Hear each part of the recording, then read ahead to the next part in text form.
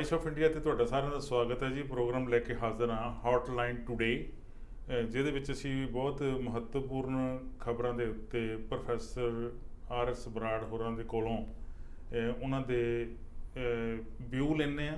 ਔਰ ਉਹ ਵਿਊ ਸਿਰਫ ਆਮ ਸਧਾਰਨ ਨਹੀਂ ਹੁੰਦੇ, ਪੂਰੇ ਉਹ ਜ਼ਿੰਮੇਵਾਰੀ ਦੇ ਨਾਲ ਉਹਨਾਂ ਦੇ ਉੱਤੇ ਗੱਲ ਕਰਦੇ ਆ। ਸਵਾਗਤ ਕਰਦੇ ਪਹਿਲਾਂ ਬਰਾੜ ਸਾਹਿਬ ਦਾ, ਤੇ ਫਿਰ ਗੱਲਾਂ ਦਾ ਸਿਲਸਿਲਾ ਸ਼ੁਰੂ ਕਰਾਂਗੇ। ਸਤਿ ਸ਼੍ਰੀ ਅਕਾਲ ਬਰਾੜ ਸਾਹਿਬ।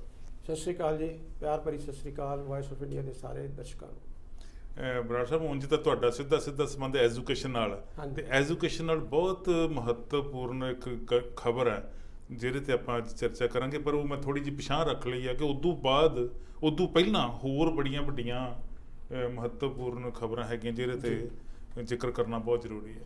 ਚਾਰੇ ਪਾਸੇ ਹਿੰਦੁਸਤਾਨ ਦੇ ਕੋਈ ਸੂਬਾ ਇੱਦਾਂ ਦਾ ਬਚਿਆ ਨਹੀਂ ਹੈ। ਈਵਨ ਪੰਜਾਬ ਤੋਂ ਲੈ ਕੇ ਬੰਗਾਲ ਤੱਕ, ਯੂਪੀ, ਹਰਿਆਣਾ, ਸਾਰੇ ਸੂਬੇ ਜਿਹੜੇ ਆ ਪੂਰੇ ਦੇਸ਼ ਦੇ ਵਿੱਚ ਹਾਹਾਕਾਰ ਮਚੀ ਹੋਈ ਹੈ। ਜੁੰਮੇ ਦੀ ਨਮਾਜ਼ ਇੱਕ ਹੁੰਦੀ ਸੀ, ਜਦੋਂ ਮੁਸਲਿਮ ਕਮਿਊਨਿਟੀ ਜਿਹੜੀ ਆ ਉਹ ਨਮਾਜ਼ ਅਦਾ ਕਰਦੀ ਆ, ਆਪਦੇ ਖੁਦਾ ਨੂੰ ਯਾਦ ਕਰਦੀ ਆ।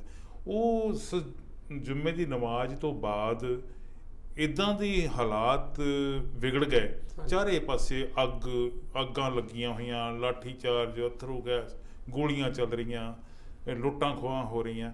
ਪਰ ਇਹਦਾ ਪਿਛੋਕੜ ਕੁਛ ਹੋਰ ਹੈ।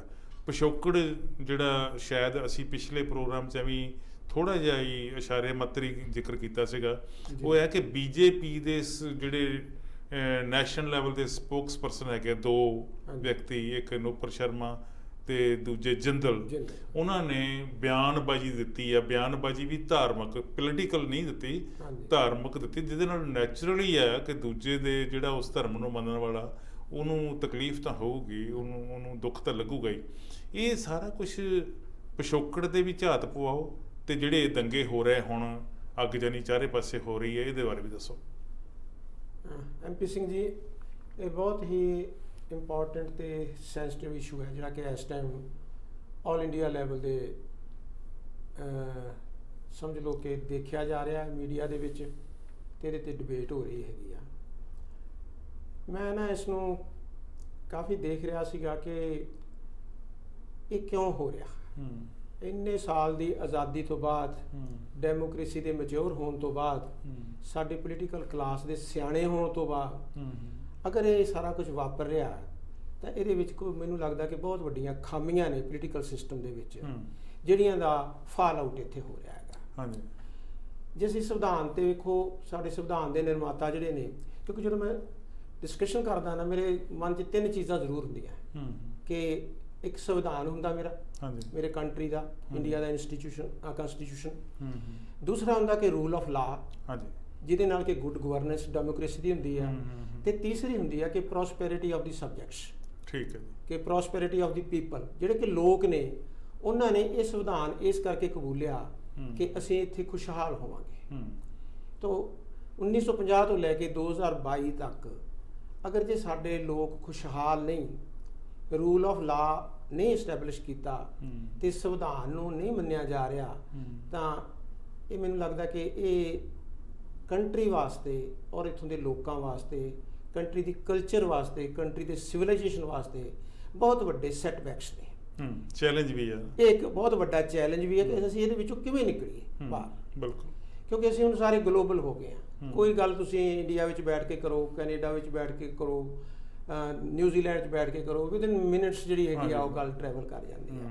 ਤਾਂ ਬੈਕਗਰਾਊਂਡ ਇਹ ਹੈਗੀ ਆ ਕਿ ਪਿੱਛੇ ਜੇ BJP ਦੇ ਦੋ ਸਪੋਕਸ ਪਰਸਨ ਸੀਗੇ, ਤਾਂ ਕਿਸੇ ਡਿਬੇਟ ਦੇ ਵਿੱਚ ਉਹਨਾਂ ਨੇ ਹਜ਼ਰਤ ਮੁਹੰਮਦ ਸਾਹਿਬ, ਜਿਨ੍ਹਾਂ ਦੀ ਸਾਰੇ ਉਪਾਸਨਾ ਕਰਦੇ ਆ, ਉਹਨਾਂ ਨੂੰ ਬਹੁਤ ਵੱਡਾ ਸਤਿਕਾਰ ਆ ਇਸਲਾਮਿਕ ਵਰਲਡ ਦੇ ਵਿੱਚ, ਔਰ ਹਰ ਇੱਕ ਜਿਹੜਾ ਸਮਝਦਾਰ ਆਦਮੀ ਆ ਉਹ ਹਰ ਧਰਮ ਗੁਰੂ ਨੂੰ ਜਿਹੜਾ ਹੈਗਾ ਉਹ ਸਤਿਕਾਰ ਦਿੰਦਾ, ਕਿਸੇ ਵੀ। ਤੇ ਸਾਡਾ ਕੰਸਟੀਟਿਊਸ਼ਨ ਵੀ ਇਹ ਗੱਲ ਕਹਿੰਦਾ ਕਿ ਰਾਈਟ ਟੂ ਵਰਸ਼ਿਪ ਜਿਹੜਾ ਹੈਗਾ ਨਾ, ਇਹ ਤੁਹਾਡਾ ਇੱਕ ਬਹੁਤ ਹੀ ਸੇਕਰਡ ਰਾਈਟ ਹੈਗਾ, ਸਾਰਿਆਂ ਨੂੰ ਬਰਾਬਰ ਵੀ ਹੈ, ਉਹ ਸਾਰਿਆਂ ਵਾਸਤੇ ਬਰਾਬਰ ਹੈਗਾ। ਤਾਂ ਉਹਨਾਂ ਨੇ ਕੋਈ ਐਸੇ ਕਮੈਂਟਸ ਦਿੱਤੇ। ਕਮੈਂਟਸ ਦੇਣ ਤੋਂ ਬਾਅਦ ਜੋ ਮੈਨੂੰ ਲੱਗਦਾ ਕਿ ਗਵਰਨਮੈਂਟ ਨੂੰ ਜੇ ਇਮੀਡੀਏਟਲੀ ਇਹਦੇ ਤੇ ਕੋਈ ਐਕਸ਼ਨ ਹੋ ਜਾਂਦਾ ਤਾਂ ਇਹ ਅੱਜ ਸਾਨੂੰ ਉਹ ਹਾਲਾਤ ਨਹੀਂ ਨਜ਼ਰ ਆਉਣੇ ਜੋ ਕਿ ਅਸੀਂ ਅੱਜ, ਜਿਹੜੇ ਤੁਸੀਂ ਜ਼ਿਕਰ ਕੀਤਾ ਹੈਗਾ ਕਿ ਵੈਸਟ ਬੰਗਾਲ, UP, ਬਿਹਾਰ, ਝਾਰਖੰਡ, ਸਾਰੇ ਜਗ੍ਹਾ 'ਤੇ, ਪੰਜਾਬ, ਤੇ ਅਜੇ ਵੀ ਹਰ ਜਗ੍ਹਾ 'ਤੇ ਫੈਲਣ ਦੇ ਜਿਹੜੇ ਚਾਂਸਸ ਹੈਗੇ ਨੇ। ਇਹ ਅੱਗਾਂ ਲੱਗੀਆਂ ਹੋਈਆਂ, ਐਕਚੁਅਲੀ ਤਾਂ ਉਹ ਨੈਸ਼ਨਲ ਪ੍ਰੋਪਰਟੀ ਹੈ ਸਾਰੀ।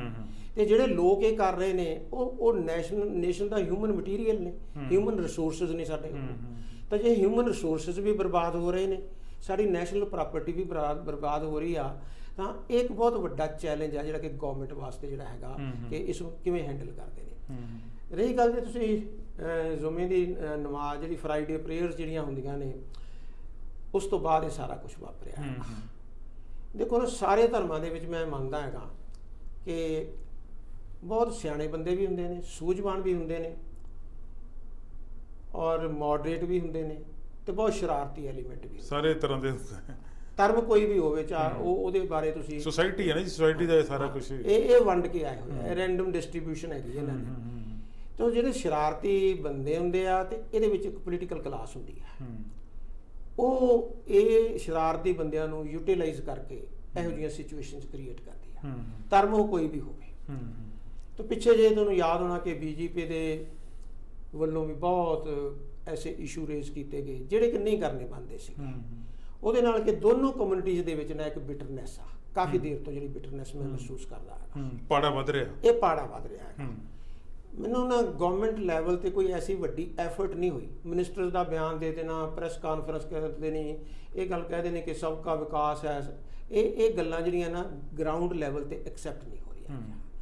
ਤਾਂ ਜਿਹੜੇ ਮੁਸਲਿਮ ਕੰਟਰੀਜ਼ ਨੇ, ਉਹਨਾਂ ਨੇ ਵੀ ਇਸ ਦਾ ਬਹੁਤ ਨੋਟਿਸ ਲਿਆ ਹੈਗਾ, ਇਸ ਗੱਲ ਦਾ ਜ਼ਿਆਦਾ ਨੋਟਿਸ ਲਿਆ ਹੈਗਾ, ਕਿਉਂਕਿ ਨਾ ਕੋਈ ਵੀ ਬੰਦਾ ਜਿਹੜਾ ਸਮਝਦਾਰ, ਜਿਹੜਾ ਵਾਈਜ਼ ਜਿਹਨੂੰ ਕਹਿ ਸਕਦੇ ਆ, ਸਿਵਲਾਈਜ਼ਡ ਜਿਹਨੂੰ ਕਹਿ ਸਕਦੇ ਹੈਗੇ ਆ, ਉਹ ਇਹ ਗੱਲ ਨੂੰ ਐਕਸੈਪਟ ਨਹੀਂ ਕਰੂਗਾ ਕਿ ਤੁਸੀਂ ਕਿਸੇ ਦੇ ਨਬੀ ਨੂੰ, ਉਹਨਾਂ ਦੇ ਸਭ ਤੋਂ ਵੱਡੇ ਗੁਰੂ ਨੂੰ, ਉਹਨਾਂ ਦੇ ਪੈਗੰਬਰ ਨੂੰ ਇਸ ਕਿਸਮ ਦੇ ਸ਼ਬਦ ਵਰਤੋ, ਔਰ ਉਹ ਵੀ ਤੁਸੀਂ ਮੀਡੀਆ ਦੇ ਵਿੱਚ।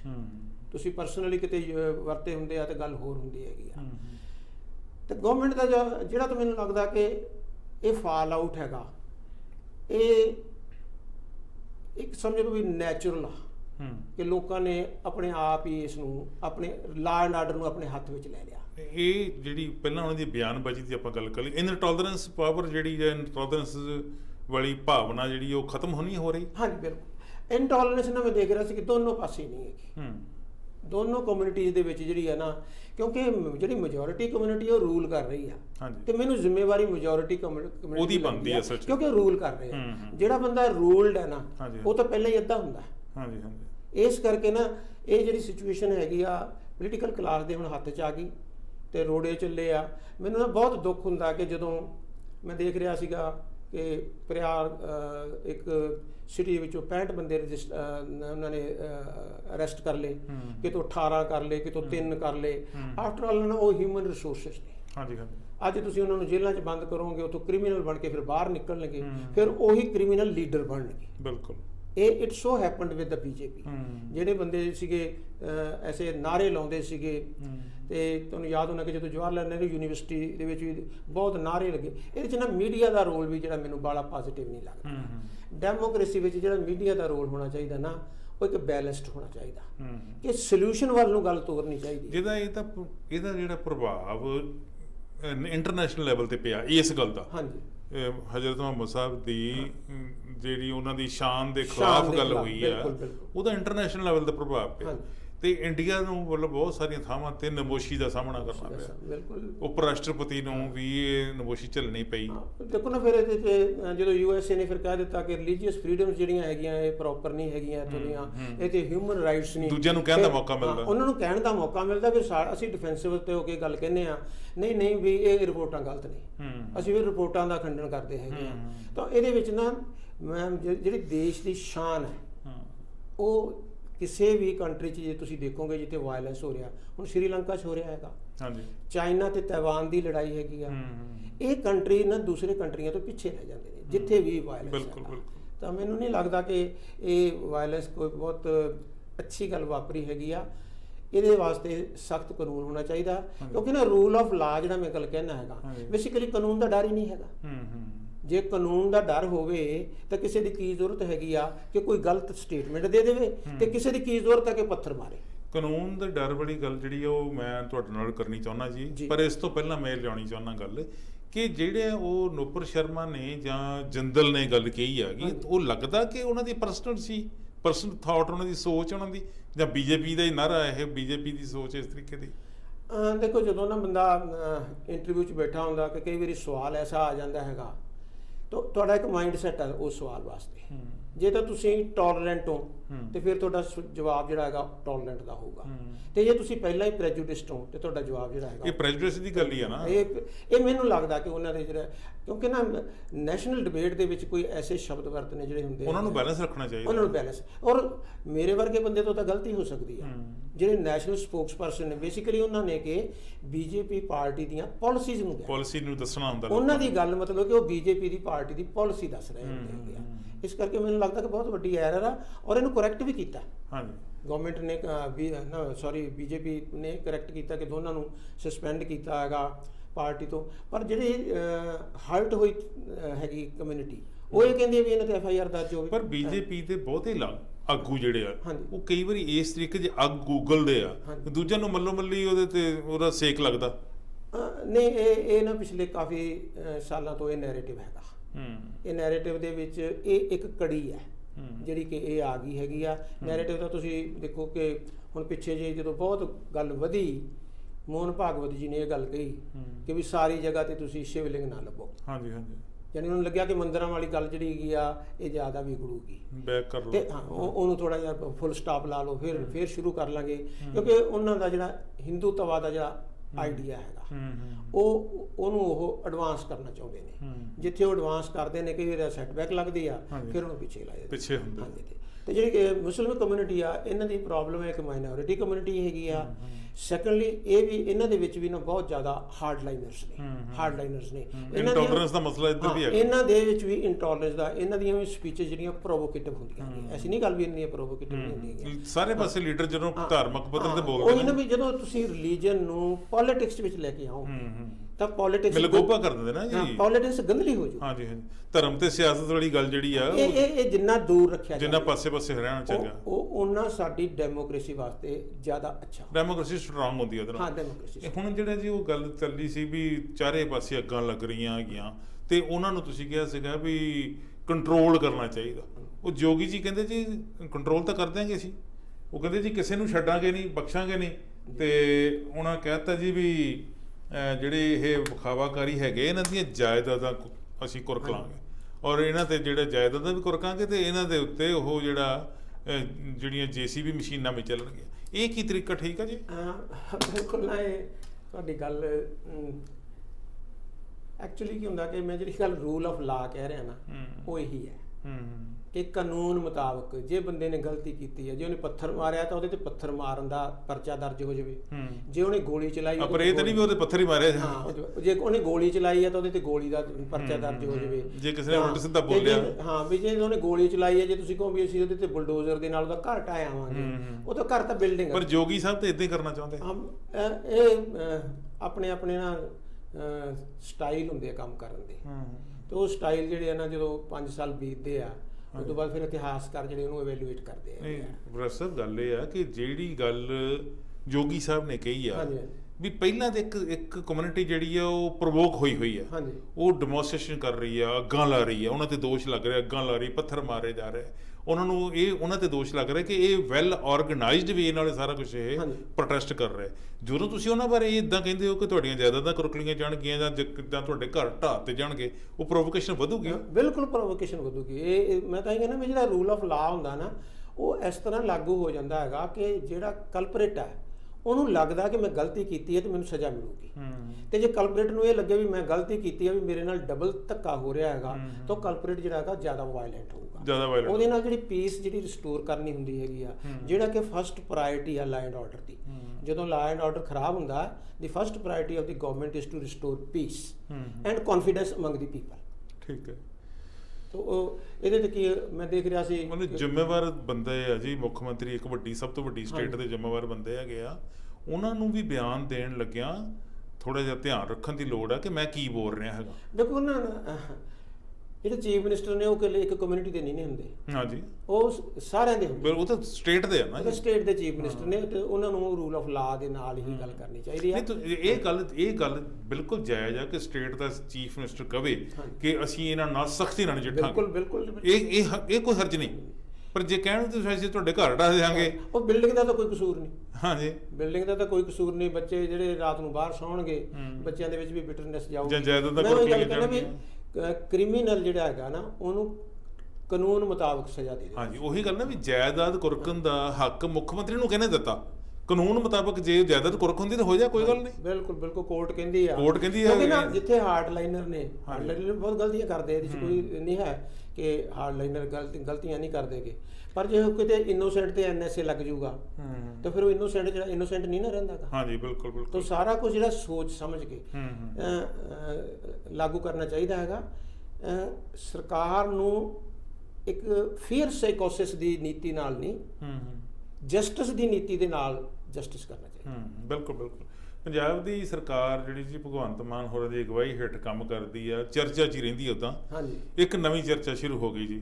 ਆਮ ਤੌਰ ਤੇ ਲੋਕੀ ਸੋਚਦੇ ਸੀ ਬਿਜਲੀ ਸਸਤੀ ਹੋ ਜਾਊ, ਮੈਡੀਕਲ ਸਹੂਲਤਾਂ ਜਿਹੜੀਆਂ ਸਭ ਨੂੰ ਮਿਲਣਗੀਆਂ, ਸਸਤੀਆਂ ਮਿਲਣਗੀਆਂ, ਐਜੂਕੇਸ਼ਨ ਸਭ ਨੂੰ ਮਿਲੂਗੀ, ਸਸਤੀ ਮਿਲੂਗੀ, ਬੱਸਾਂ 'ਚ ਸਫ਼ਰ ਸਾਰਿਆਂ ਨੂੰ ਮਿਲੂਗਾ, ਸਸਤਾ ਮਿਲੂਗਾ, ਹੋਰ ਬੜੀਆਂ ਪ੍ਰੋਬਲਮਸ ਲੋਕਾਂ ਨੂੰ, ਬੇਰੁਜ਼ਗਾਰੀ ਦੀ ਸਮੱਸਿਆ, ਮਹਿੰਗਾਈ ਦੀ ਸਮੱਸਿਆ। ਉਹਨਾਂ ਨੇ ਇੱਕ ਐਕਸਾਈਜ਼ ਪਾਲਿਸੀ ਜਿਹੜੀ ਆ ਜੀ ਉਹ ਜਾਰੀ ਕੀਤੀ। ਉਹਨਾਂ ਨੇ ਕਹਿਤਾ ਜੀ ਸ਼ਰਾਬ ਸਸਤੀ ਹੋ ਜਾਊਗੀ। ਸ਼ਰਾਬ ਸਸਤੀ ਈਵਨ ਕੰਪਨੀਆਂ ਦੇ ਨਾਂ ਦੇ ਉੱਤੇ ਮੋਹਰੇ ਲਿਖ ਦਿੱਤਾ ਕਿ ਇੰਨੇ ਦੀ ਬੋਤਲ ਮਿਲੂਗੀ, ਘੱਟ ਨਹੀਂ ਵੱਧ ਨਹੀਂ। ਨਾਲ ਦੀ ਨਾਲ ਇੱਕ ਉਹਨਾਂ ਸਹੂਲਤ ਦਿੱਤੀ ਬਹੁਤ ਵੱਡੀ, ਕਹਿੰਦੇ ਜੀ ਠੇਕੇ ਛੇਤੀ ਬੰਦ ਕਰਨ ਦੀ ਕੋਈ ਲੋੜ ਨਹੀਂ, 12 ਵਜੇ ਤੱਕ ਠੇਕਾ ਖੁੱਲ੍ਹਾ, ਜਦੋਂ ਮਰਜ਼ੀ ਆਓ, ਬੋਤਲ ਲਵੋ, ਉੱਥੇ ਖੜੇ ਪੀਣੀ ਆ ਜਾਂ ਘਰ ਜਾ ਕੇ ਪੀ ਕੇ ਹੱਲਾ ਗੁੱਲਾ ਵੀ ਕਰਨਾ, ਤੁਹਾਡੀ ਮਰਜ਼ੀ। ਕੀ ਕਹਿੰਦੇ ਜੀ ਇਸ ਪਾਲਿਸੀ ਤੇ? ਦੇਖੋ ਨਾ, ਜਦੋਂ ਆਪ ਦੀਆਂ ਪੋਲੀਟੀਕਲ ਰੈਲੀਜ਼ ਸੀਗੀਆਂ, ਇਸ ਇੱਕ ਗੱਲ ਕਹਿੰਦੇ ਸੀਗੇ ਕਿ ਜਿਹੜੀ ਐਕਸਾਈਜ਼ ਪਾਲਿਸੀ ਹੈਗੀ ਆ, ਇਹ ਮਾਫੀਆ ਰਾਜ ਹੈ। ਮਾਫੀਆ, ਬਿਲਕੁਲ। ਵੀ ਜਦੋਂ ਅਸੀਂ ਆਵਾਂਗੇ ਅਸੀਂ ਇਹ ਮਾਫੀਆ ਰਾਜ ਖਤਮ ਕਰ ਦਿਆਂਗੇ। ਉਦੋਂ ਇਹ ਗੱਲ ਕਰਦੇ ਸੀ ਵੀ ਅਸੀਂ ਇੱਕ ਕਾਰਪੋਰੇਸ਼ਨ ਬਣਾਵਾਂਗੇ। ਹਾਂਜੀ, ਕਿ ਸਾਊਥ ਵਿੱਚ ਹੈ, ਤਾਮਿਲਨਾਡੂ ਦੇ ਵਿੱਚ ਹੈ, ਗਵਰਨਮੈਂਟ ਕੰਟਰੋਲ ਲਿਕਰ ਕਾਰਪੋਰੇਸ਼ਨ। ਹਾਂਜੀ, ਲਿਕਰ ਕਾਰਪੋਰੇਸ਼ਨ ਹੋਊਗੀ। ਇਹ ਬਹੁਤ ਵੱਡੀ ਪਹਿਲੀ ਸ਼ਿਫਟ ਹੈ ਇਹਨਾਂ ਦੀ ਆਪਦੀ ਪਾਲਿਸੀ ਤੋਂ, ਕਿ ਇਹਨਾਂ ਨੇ ਉਹ ਲਿਕਰ ਕਾਰਪੋਰੇਸ਼ਨ ਦੀ ਗੱਲ ਛੱਡ ਕੇ ਇਹ ਨਵੀਂ ਪਾਲਿਸੀ ਲਿਆਂਦੀ ਹੈ। ਹਾਂਜੀ, ਪਾਲਿਸੀ ਦੇ ਵਿੱਚ 3 ਚੀਜ਼ਾਂ ਇਹਨਾਂ ਨੇ ਕਹੀਆਂ ਗਈਆਂ। ਇੱਕ ਤਾਂ ਤੁਹਾਨੂੰ ਯਾਦ ਹੋਣਾ ਕਿ ਚੰਡੀਗੜ੍ਹ 'ਚ ਸ਼ਰਾਬ ਹਮੇਸ਼ਾ ਸਸਤੀ ਹੁੰਦੀ ਸੀ, ਤੇ ਅੱਧਾ ਪੰਜਾਬ ਰਾਤ ਨੂੰ ਚੰਡੀਗੜ੍ਹ 'ਚ ਹੁੰਦਾ ਸੀਗਾ, ਤੇ ਇਸ ਰਾਤ ਨੂੰ ਕਿਸੇ ਕੋਲੇ 2 ਬੋਤਲਾਂ, ਕਿਸੇ ਕੋਲ ਪੇਟੀ ਜਿਹੜੀ ਹੈਗੀ ਆ, ਤੇ ਸਮਰਾਲੇ ਕੋਲੇ ਨਾਕੇ ਲੱਗੇ ਹੁੰਦੇ ਸੀਗੇ, ਉਹ ਕਿਸੇ ਦੀ ਲੰਘ ਜਾਂਦੀ ਸੀ, ਫਿਰ ਜੀਰਕਪੁਰ ਲੰਘਦੇ ਸੀਗੇ, ਤੇ ਕੋਈ ਲੰਘ ਜਾਂਦੇ ਸੀ, ਕੋਈ ਫਸ ਜਾਂਦੇ ਸੀਗੇ, ਤੇ ਬਦਨਾਮੀ ਹੁੰਦੀ ਸੀ ਇਸ। ਦੂਸਰੀ ਗੱਲ ਇਹਨਾਂ ਨੇ ਕਿਹਾ ਕਿ ਵੀ ਅਸੀਂ ਚੰਡੀਗੜ੍ਹ ਤੋਂ ਸਸਤੀ ਕਰਾਂਗੇ ਤੇ ਪੰਜਾਬ ਦੇ ਵਿੱਚ ਹਰਿਆਣੇ ਤੋਂ ਵੀ ਸਸਤੀ ਕਰ ਦਿਆਂਗੇ, ਤੇ ਵੀ ਲੀਕਰ ਦੀ ਜਿਹੜੀ ਹੈਗੀ ਸਮਗਲਿੰਗ ਅਸੀਂ ਇਹਨਾਂ ਨੂੰ ਰੋਕ ਦਿਆਂਗੇ। ਇੱਕ ਉਹਨਾਂ ਨੇ ਇਹ ਗੱਲ ਕਹੀ ਹੈਗੀ ਆ ਕਿ ਅਸੀਂ ਮਾਫੀਆ ਰਾਜ ਖਤਮ ਕਰਾਂਗੇ। ਇਹ ਮੈਨੂੰ ਲੱਗਦਾ ਉਹਨਾਂ ਦੀ ਗੱਲ ਠੀਕ ਹੈ, ਕਿਉਂਕਿ ਇਹਨਾਂ ਕਿਤੇ ਮਿਨਿਸਟਰਾਂ ਦੇ ਚੇਲੇ ਬਾਲ ਕੇ ਸੀਗੇ, ਤੇ ਹੋ ਸਕਦਾ ਵੀ ਹੁਣ ਇਹਨਾਂ ਦੇ ਮਿਨਿਸਟਰਾਂ ਦੇ ਗਰੁੱਪ ਹੈ, ਹਾਂ, ਇਹਨਾਂ ਦੇ ਆਪਦੇ ਗਰੁੱਪ ਹੋਣ।